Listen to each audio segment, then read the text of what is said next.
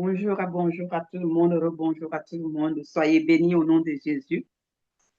Père, ce matin, nous nous remettons entre tes mains et nous prions que tu nous conduises selon ton bon plaisir. Dispose nos cœurs à ton écoute et que ta parole, Père éternel, notre Dieu, dont nous avons faim et soif, vienne combler nos attentes, Père éternel. Encore plus de toi ce matin, nous en avons besoin. Remplis-nous, Père, de toi au nom de Jésus. Étanche notre soif, nous te prions. Amen. Alors, la parole de ce matin, c'est que Jésus-Christ est celui qui brise le protocole. Il brise les limitations, il brise le protocole. J'ai une bonne nouvelle pour vous ce matin. Je suis venue vous dire que, quelles que soient les limitations que vous avez dans vos vies, seul Jésus-Christ brise les limitations et il va briser les limitations dans ta vie ce matin. Il va briser le protocole dans ta vie ce matin. Les lois de ce monde t'ont condamné à un joug. Mais la bonne nouvelle, c'est que Jésus-Christ va briser cette loi-là. Parce qu'il est celui qui brise les lois de ce monde. Il brise les protocoles des lois de ce monde. Il fait les choses à sa manière. Il est un saumon. Il va à contre-courant. Ce matin, Jésus va aller à contre-courant pour ta vie. Et tu vas comprendre. Alléluia. En tout cas, moi, je suis dans la joie parce que je réalise que ma vie n'est plus dépendante du protocole de ce monde, mais plutôt du protocole de celui qui va à contre-courant comme un saumon, qui brise les limitations, c'est-à-dire le Seigneur Jésus-Christ. Sans plus attendre, nous allons prendre nos Bibles dans Jean chapitre 5, du verset 1 au verset 16. Et le verset clé, c'est le verset 9. Et nous allons lire depuis le verset 1 jusqu'à 16 pour mieux situer la chose dans son contexte. Parce que je voudrais que chacun comprenne ça bien avec des oreilles spirituelles, comme le Seigneur me l'a révélé, qu'il vienne aussi se révéler à chacun d'entre vous. Nous allons tous sortir d'ici étant comblés de joie. Alléluia. Quel bon message. Et voilà. Je lis à partir du verset 1 au nom de Jésus. Après cela, il y eut une fête des Juifs et Jésus monta à Jérusalem. Or, à Jérusalem, près de la porte des brebis, il y a une piscine qui s'appelle en hébreu Bethesda et qui a 5 portiques. Sous ces portiques étaient couchés un grand nombre de malades, des aveugles, des boiteux, des paralytiques, qui attendaient le mouvement de l'eau, car un ange descendait de temps en temps dans la piscine et agitait l'eau. Et celui qui descendait le premier après que l'eau avait été agitée était guéri. Quelle que fût sa maladie, là se trouvait un homme malade depuis 38 ans. Un homme malade depuis 38 ans. Pas 38 jours, pas 38 mois, mais depuis 38 ans. Jésus l'ayant vu coucher et sachant qu'il était déjà malade depuis longtemps, lui dit, « Veux-tu être guéri ?» Le malade lui répondit, « Seigneur, je n'ai personne pour me jeter dans la piscine quand l'eau est agitée et pendant que j'y vais, un autre descend avant moi. » Ça, c'était le protocole. Le malade lui répond par rapport au protocole de guérison qui était exigé en ce moment-là. C'est-à-dire que pour que tu guérisses, il fallait que l'ange descende, qu'il agite de l'eau et que quelqu'un ou toi-même, tu te lèves promptement et tu te jettes dans l'eau. Mais lui, paralytique, malade depuis 38 ans, il n'avait pas de force, pas d'énergie. Donc, ceux qui étaient debout, qui avaient tous leurs membres, ils couraient avant lui. Donc, avant que lui ne se tienne même debout, les gens étaient déjà dans l'eau. Donc, ils ne pouvaient pas. Est-ce que j'aimerais que vous compreniez bien le protocole? C'est-à-dire que pour trouver sa guérison, il fallait que l'ange descende d'abord, qui viennent agiter de l'eau. Et ensuite, tu pouvais te jeter dans cette eau-là. Mais sauf que lui, quand l'ange venait et qu'il a jeté, le temps de se lever, les autres étaient déjà dans l'eau. Donc, il était limité. Il ne pouvait pas répondre à ce protocole. Il ne pouvait pas répondre à ces exigences. C'était compliqué. C'était impossible pour lui. Je ne sais pas quelle est la situation qui est impossible pour toi. Et que tu regardes pour dire, le protocole veut que dans ma nation, ça se passe comme ci, comme ça. Comme j'avais dit quelque part à un pays, comme on va de pays en pays, une servante de Dieu m'a dit, dans notre pays ici, c'est comme ça que ça se passe. Je lui ai dit, tu dépends de votre pays, de comment ça se passe, la loi des hommes, ou alors tu dépends du Seigneur Jésus-Christ qui change des lois, qui touche les cœurs, qui transforme les cœurs des rois en direction de là où il veut. Chrétiens, chrétiennes, frères et sœurs, cessons de dépendre des circonstances des hommes. Arrêtons de nous limiter aux protocoles et lois de ce monde. Nous avons celui qui brise les lois, qui brise, qui viole le protocole et les lois de ce monde. Il s'appelle le Seigneur Jésus-Christ. Ne soyez plus intimidés par quelque situation que ce soit. Nous ne sommes pas des personnes ordinaires pour répondre aux lois de ce monde bêtement. Je ne dis pas qu'il ne faut pas respecter la loi, ce n'est pas ce que je dis. Je veux dire, nous ne devons pas être limités aux lois de ce monde.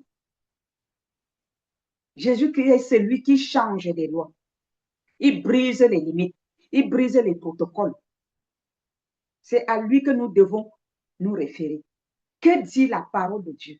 J'aime souvent dire cette phrase que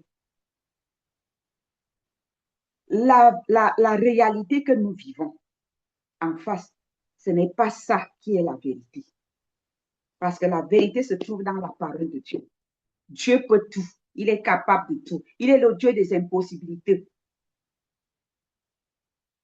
Dieu est capable de tout changer. Donc, s'il est capable de tout changer, on dit bien tout. Ça veut dire qu'il ne connaît pas des limites. Quelles que soient les lois du monde, il peut les changer quand il veut et comme il veut. Nous continuons notre lecture. Donc, le malade, verset 7, le malade lui répond au Seigneur Jésus. Je n'ai personne pour me jeter dans la piscine quand l'eau est agitée. Et pendant que j'y vais, un autre descend avant moi. Il était limité. Et le protocole le limitait. Écoutez la réponse de Jésus, verset 8. Lève-toi, lui dit Jésus. Prends ton lit et marche. Lève-toi sans attendre que l'ange vienne agiter de l'eau. Lève-toi sans descendre dans l'eau. Lève-toi, prends ton lit et marche. Alléluia. Jésus dit à quelqu'un ce matin, quelles que soient les limitations que tu as dans ta famille, dans ton travail, au niveau de ta santé, au niveau de ta marche spirituelle, le Seigneur te dit, ne regarde pas au protocole des hommes. Ne regarde pas à ce qui se passe devant tes yeux. Ne regarde pas à la réalité que tu vis. Prends ton lit et marche. Lève-toi, prends ton lit et marche. Et tes yeux fixés sur Jésus-Christ. Il va briser ce protocole. Il va briser cette limitation aujourd'hui. Jésus est venu briser tes limitations. Les limites là s'effondrent aujourd'hui. Il élargit ton espace et tu avances. Tu vas avancer aujourd'hui. Tu vas marcher aujourd'hui. On ne marche pas étant sur place. Quand on marche, on avance. Donc, tu vas marcher, tu vas avancer. Tu vas quitter cet état de détresse que tu vis, cet état de limitation, et tu vas marcher, tu vas avancer vers ton bonheur, vers ta terre promise. Les circonstances de la vie t'ont limité. La bonne nouvelle, c'est que ce matin, Jésus est venu briser tes limites. Tu vas avancer, tu vas te lever et tu vas avancer. Alléluia. Il prit son lit et marcha. Prends ton lit ce matin, marche, avance, quitte cette limitation et avance, progresse, avance vers ta terre promise. Je le déclare, ça prend vie et racine et ça s'accomplit dans ta vie ce matin. Au nom puissant de Jésus, non pas à mon nom, mais au nom de Jésus-Christ qui m'envoie parler pour toi ce matin. Avance et accepte sa parole. Sa parole est oui et amen. Crois en cette parole. Crois à ce que Jésus-Christ est en train de te dire ce matin. Et tu verras sa gloire. Les choses vont changer au nom de Jésus. Verset 10. C'était un jour de sabbat. Voilà les limitations des hommes. Voilà les limites des hommes. C'était un jour de sabbat. Les Juifs dirent donc à celui qui avait été guéri, c'est le sabbat. Il n'était pas permis d'emporter ton lit. Quand Jésus dit oui, qui peut dire non? Mon frère, ma soeur, que le doute ne vienne pas te limiter aujourd'hui après avoir entendu cette parole de délivrance. Que le doute dans ton cœur ne vienne pas te dire ta situation ne correspond pas à ce qu'on te dit là. Tu ne peux rien. N'accepte pas. N'accepte pas. Ici, ils ont dit à cet homme que c'est le jour de sabbat. Il n'était pas permis de prendre ton lit et de marcher. Qui étaient ces Juifs par rapport à Jésus? Le Seigneur, le Sauveur, le Libérateur. Entre la parole de ces Juifs et la parole de Jésus, qui est puissant parmi ces deux paroles? C'est la parole de Jésus-Christ qui est puissante et qui est vraie. C'est lui, le Dieu de la vérité. Ce n'est pas la parole des Juifs, c'était la parole de Jésus-Christ qui était la parole de vérité. Et donc, le malade, celui qui était malade, a cru à la parole de la vérité et il a été libéré. Je t'invite, toi qui m'écoutes ce matin, à croire à la parole de la vérité et non au doute à la parole des Juifs qui viendront te dire que ta situation est plus complexe que ce qu'on te dit aujourd'hui. Tu ne peux pas t'en sortir. Ne l'écoute pas. Écoute la parole de Jésus-Christ, celui qui est venu briser les limites dans ta vie. Il est venu briser le protocole de souffrance dans ta vie.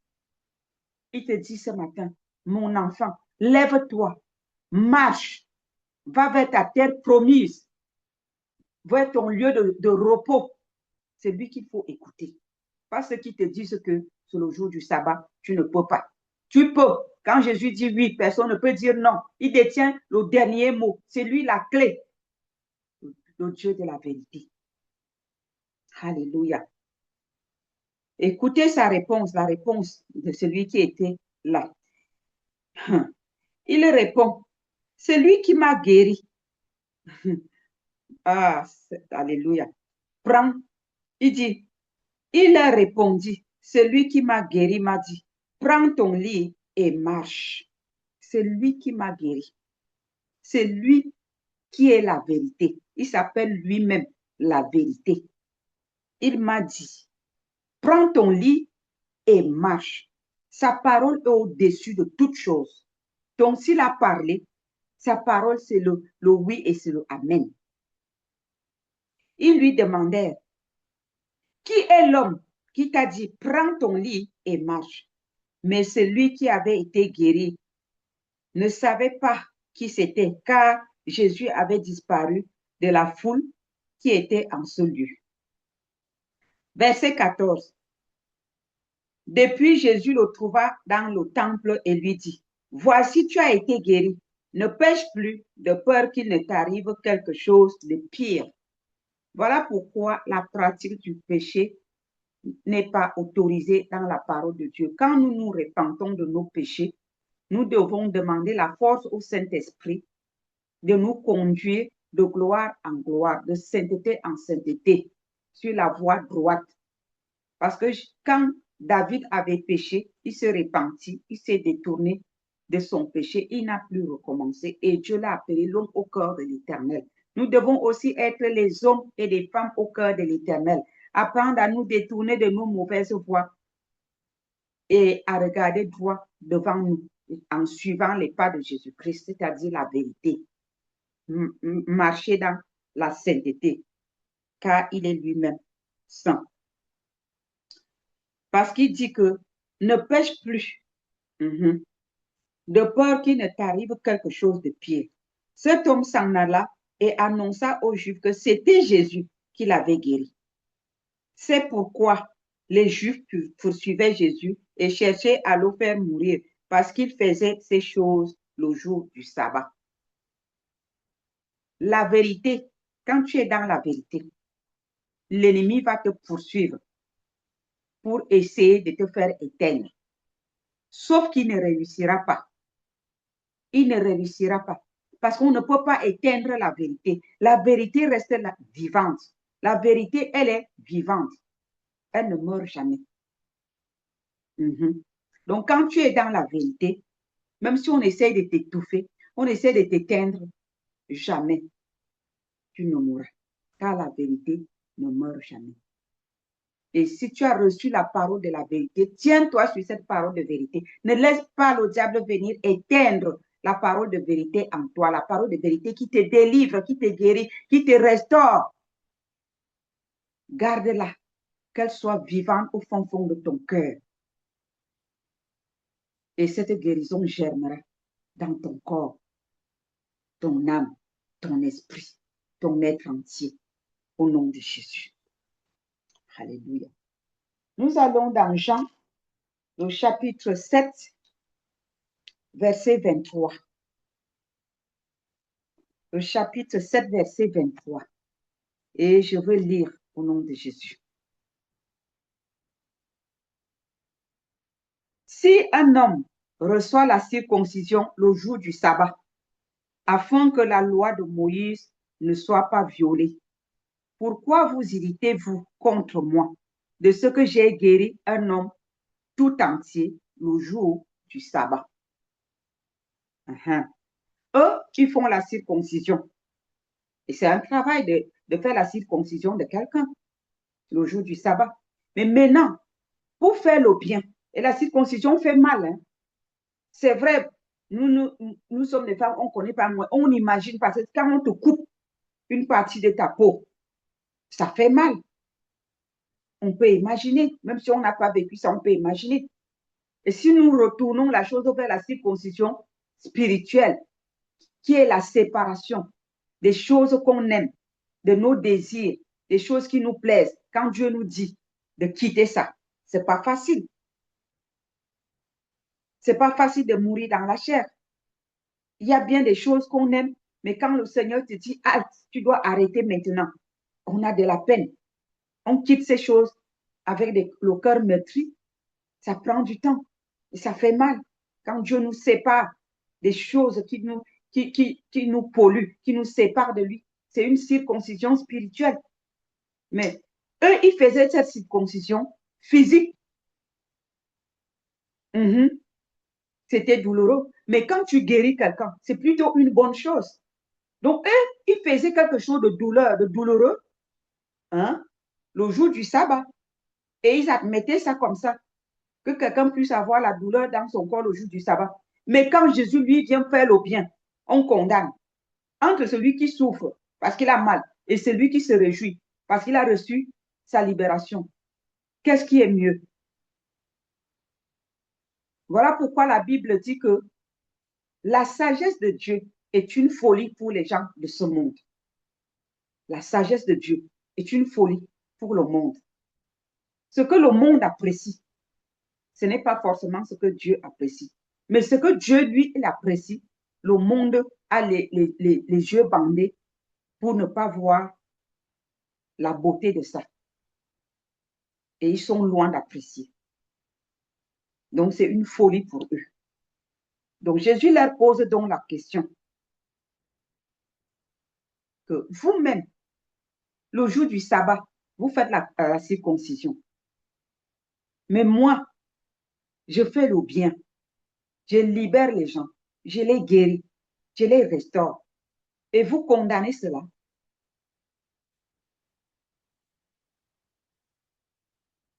Verset 24. Ne jugez pas selon l'apparence, mais jugez selon la justice.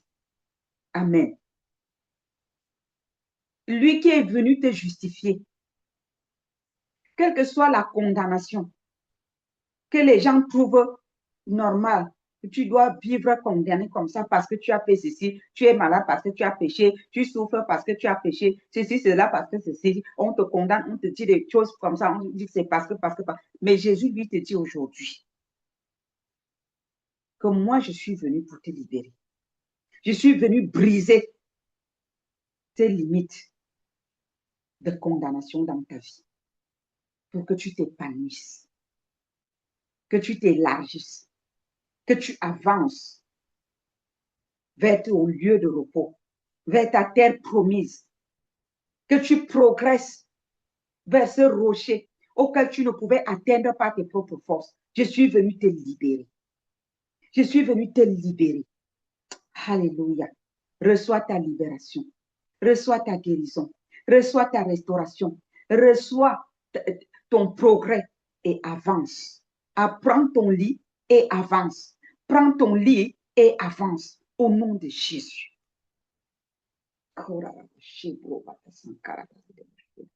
Oh Yahweh, il n'y a que toi, quand tu dis la chose s'accomplit. Il n'y a que toi pour briser les limites. Il n'y a que toi, Papa, pour redresser ce qui est courbé.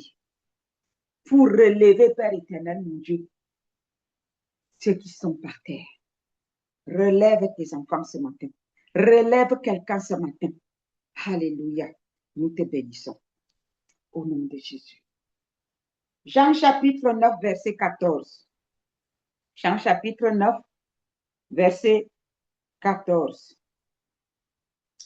En fait, je veux commencer au verset 13.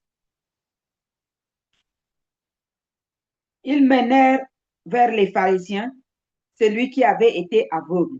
Or, verset 14, or, c'était un jour de sabbat que Jésus avait fait de la boue et lui avait ouvert les yeux.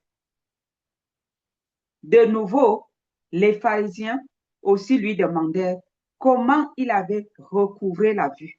Et il leur dit, il a appliqué de la boue sur mes yeux et je me suis lavé et je vois. Alléluia. Jésus brisait le protocole des Juifs le jour du sabbat.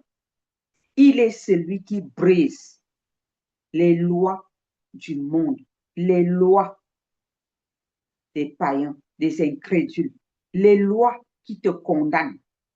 Jésus est celui qui brise la loi là qui te condamne. Quelle que soit cette loi qui te condamne, Jésus brise cette loi dans ta vie aujourd'hui au nom de Jésus. Il brise le protocole de condamnation dans ta vie au nom de Jésus-Christ de Nazareth. Ils étaient forts, les Juifs étaient forts pour respecter les lois de condamnation qui condamnaient les gens à être malades, à vivre dans leurs difficultés. Mais ils n'étaient pas prêts à accepter que les gens reçoivent la grâce le jour du sabbat pour être libérés, pour être guéris, pour être restaurés, pour être bénis. C'est bon de respecter la loi, mais c'est mieux encore de croire en Jésus-Christ. Si la loi te dit, ne franchis pas ce mur, le Seigneur vient dans le songe il te dit, je te donne l'ordre de te lever et de franchir ce mur. Tu dois te lever et franchir le mur. Parce que quand tu vas t'avancer, le mur va tomber seul devant toi et tu vas passer. Et même les gardes qui seront là ne vont rien te faire. Ils vont te regarder. Ils vont te laisser passer. Parce que c'est Jésus-Christ qui détient le dernier mot. Il va les neutraliser. Mais si Jésus ne t'a pas dit de franchir le mur et de passer, tu te lèves pour dire, je m'en vais franchir le mur. Je vais passer. D'abord, le mur ne va pas tomber. Et les gardes vont t'attraper. Ils vont te jeter en prison. Donc, la leçon, l'enseignement, c'est qu'il faut écouter celui qui détient la clé entre ses mains, le roi des rois, le Seigneur des seigneurs, la parole vivante qui est Jésus-Christ, la parole de vérité. C'est lui qu'il faut suivre, c'est lui qu'il faut écouter. Ce n'est pas les circonstances. Oui, mais je ne peux pas faire ceci. Oui, mais parce que, oui, mais tu mets Jésus où? Si Jésus t'a donné le feu vert, vas-y. Si Jésus te dit qu'il peut te guérir, demande la guérison. Ce n'est pas facile devant l'épreuve, mais osons le faire. Osons le faire. Des fois, le Seigneur te montre une petite piste remplie de buissons. Il te dit, prends ce chemin. Et de l'autre côté, il y a une belle voie. Il y a l'autoroute avec des jolies fleurs. Oh là là, c'est beau. J'aimerais aller là-bas. Jésus te dit, non, c'est même pas là-bas. La piste là. Là où les herbes ferment le chemin comme ça. Il y a les buissons à gauche, à droite. C'est là-bas que je t'envoie. Mais quand tu obéis, tu prends la piste. Mon frère, ma soeur, tu ne vas même pas faire 200 mètres. L'autoroute que Dieu va ouvrir devant toi. La belle voie. Une voie en or. Alléluia. Avec des fleurs qui te parfument le chemin. Mais si tu prends l'autoroute là, que toi tu vois au début, à peine 100 mètres, ce sera le ravin. Ce sera le ravin. Si l'homme malade depuis 38 ans n'avait pas accepté de se lever et de prendre son lit pour marcher, il ne serait jamais guéri. S'il allait dire, mais Jésus, tu me dis de ramasser mon lit, de marcher, je ne peux même pas marcher, comment je vais aller, je vais prendre mon lit et partir, alors que c'est dans cette eau que je dois trouver ma guérison. Il n'a pas regardé au protocole de guérison des Juifs. Il n'a pas regardé à ses limites pour dire, moi je suis paralytique, comment je veux porter mon lit et marcher? Non, il n'a pas regardé à ses limites. Il n'a pas regardé au protocole de guérison que les Juifs avaient mis en place. Mais il a regardé à la vérité. Il a écouté. Il a eu le discernement. Il a compris que cette voix qui me parle, cette personne qui me parle n'est pas une personne ordinaire. Il faut que j'obéisse. Il a pris la petite piste qui est devenue l'autoroute devant lui. Un sentier parfumé de gloire. Mon frère, ma soeur, écoute Dieu et respecte ce qui est écrit dans sa parole. Et la situation va changer. Moi qui vous parle, je suis aussi dans la même situation. Et je suis en train d'appliquer la même règle en ce moment. Mon mari m'a beaucoup encouragé dans ce sens. Nous avons notre fille qui est malade. Il m'a dit, nous croyons à la guérison. L'hôpital voudrait qu'on achète un rein à notre fille. Mais la parole de Dieu nous dit que Jésus-Christ nous guérit de toutes les maladies. Alors, tenons-nous sur la parole de vérité qui guérit toutes les maladies. Et nous sommes en train d'expérimenter ça en ce moment. Et nous savons que Dieu va le faire.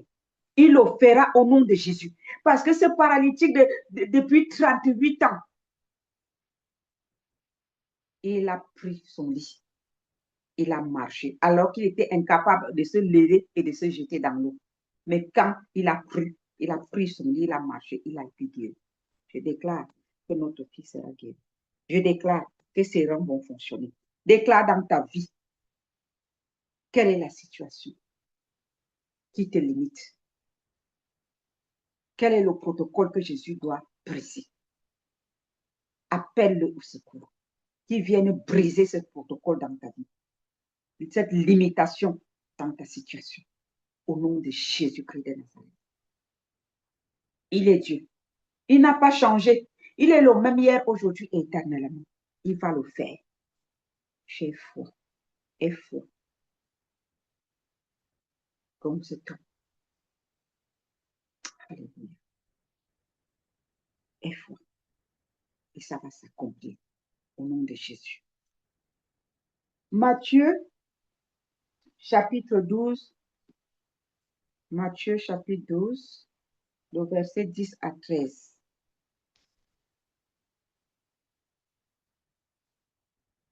À 13 nous dit, et voici, il s'y trouvait un homme qui avait la main sèche. Ils demandèrent à Jésus, est-il permis de faire une guérison les jours de sabbat? C'était afin de pouvoir l'accuser. Ils voulaient accuser Jésus selon leur loi pour dire que est-ce que c'est possible de guérir un malade le jour de sabbat? Pour lui dire, oui, tu as fauté, tu as violé la loi. Mais Jésus est celui qui viole les lois du monde parce qu'il est Dieu. La loi qui te condamne à la maladie, la loi qui te condamne au chômage, la loi qui te condamne au célibat, au chômage, la loi qui te condamne à la pauvreté, à je ne sais pas quoi. Cette loi-là, Jésus va la briser ce matin au nom de Jésus. Il leur répondit, lequel d'entre vous, s'il n'a qu'une brebis et qu'elle tombe dans une fosse le jour du sabbat, ne la saisira pour l'en retirer? Combien un homme ne vaut-il pas plus qu'une brebis? Il est donc permis de faire du bien les jours de sabbat. Alors, il dit à l'homme, étends ta main. Il étendit et elle devint saine comme l'autre. À nouveau, Jésus a guéri cet homme. Alléluia. Il a guéri de sa lèpre.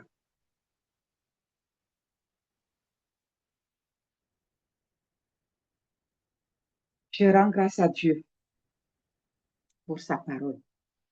Je rends grâce à Dieu pour cet encouragement. Vous qui m'écoutez aujourd'hui, nous avons tous des limitations. Il y a toujours quelque chose qui te limite quelque part. Mais la bonne nouvelle aujourd'hui, c'est que nous avons celui-là qui brise nos limites, qui brise les lois qui nous condamnent à la limitation.